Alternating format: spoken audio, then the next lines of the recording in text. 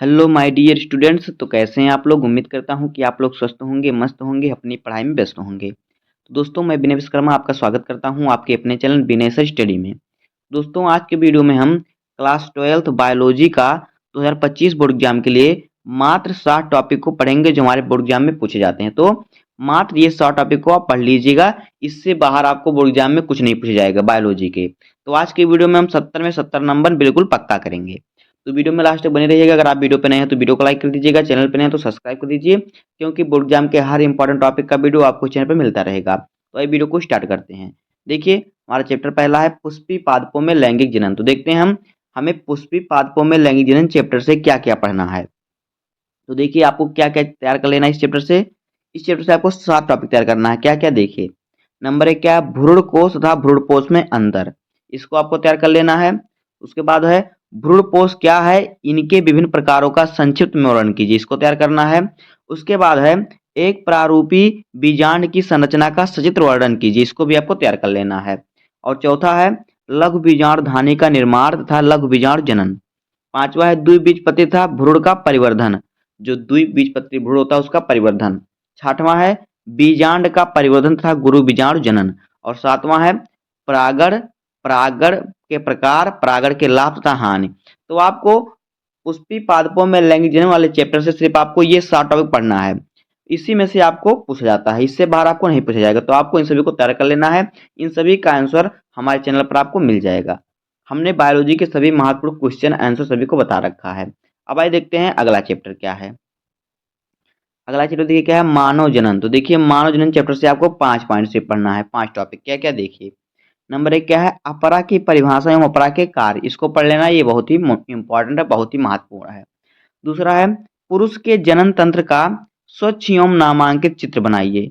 इसको भी आपको बना लेना है। तीसरा है मादा के जनन तंत्र का स्वच्छ तथा नामांकित चित्र। तो ये तीनों आपको हर साल पूछे जाते हैं, लगातार हमेशा ही पूछे जाते हैं ये।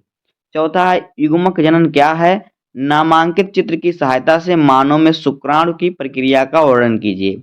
और पांचवा है मानव में अंडाणु जनन की प्रक्रिया का सचित्र वर्णन कीजिए। तो मानव जनन वाले चैप्टर से सिर्फ आपको ये 5 टॉपिक पढ़ना है। ये 5 क्वेश्चन आप तैयार कर लीजिए, इससे बाहर नहीं पूछा जाएगा। उसके बाद देखिए अगला हमारा चैप्टर क्या है।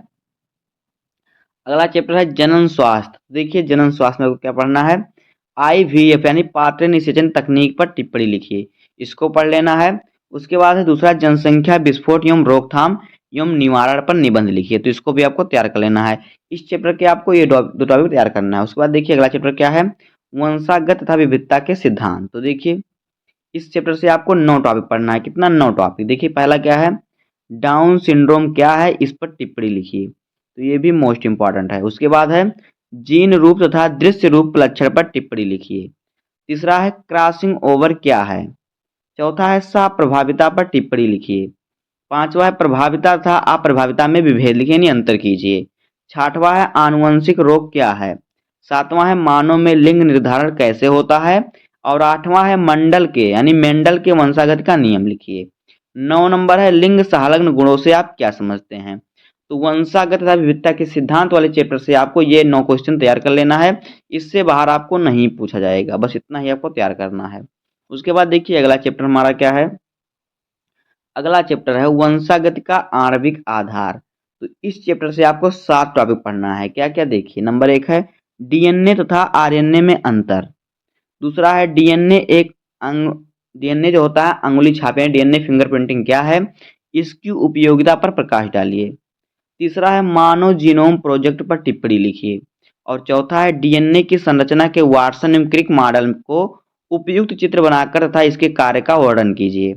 और पांचवा है कार्य के आधार पर आरएनए कितने प्रकार का होता है, वर्णन कीजिए। छठवां है अनुलेखन पर विस्तृत टिप्पणी लिखिए। और सातवां है आनुवांशिक कूट क्या है, इसकी मुख्य विशेषताओं का वर्णन कीजिए। तो वंशागत का आणविक आधार वाले चैप्टर से आपको ये 7 टॉपिक पढ़ लेना है। इतना ही आपको पूछा जाएगा बोर्ड एग्जाम में।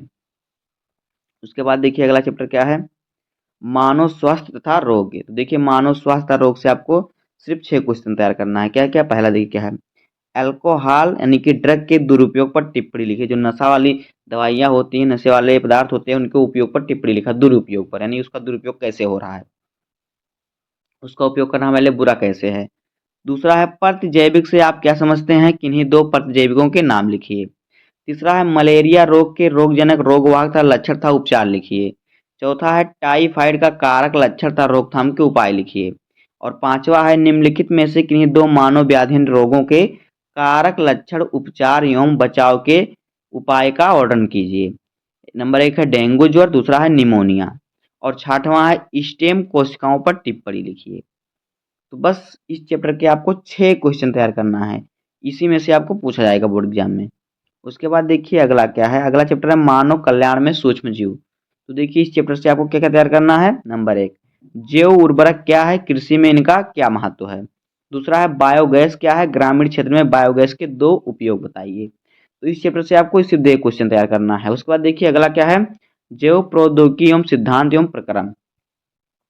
तो देखिए इस चैप्टर से आपको 3 क्वेश्चन पढ़ना है। क्या क्या, डीएनए लाइगेज पर संक्षिप्त टिप्पणी कीजिए। दूसरा है पीसीआर पर टिप्पणी कीजिए और तीसरा है प्लाज्मिड वेक्टर पर टिप्पणी लिखिए। तो इस चैप्टर से आपको ये 3 टॉपिक पढ़ना है। उसके बाद देखिए अगला चैप्टर क्या है, अगला चैप्टर है जैव प्रौद्योगिकी एवं उसके उपयोग। तो इस चैप्टर से आपको 6 टॉपिक पढ़ना है। कौन कौन से देखिए। नंबर 1 क्या है, जैव प्रौद्योगिकी के कृषि के क्षेत्र में उपयोग लिखिए। दूसरा है बीटी कपास पर टिप्पणी लिखिए।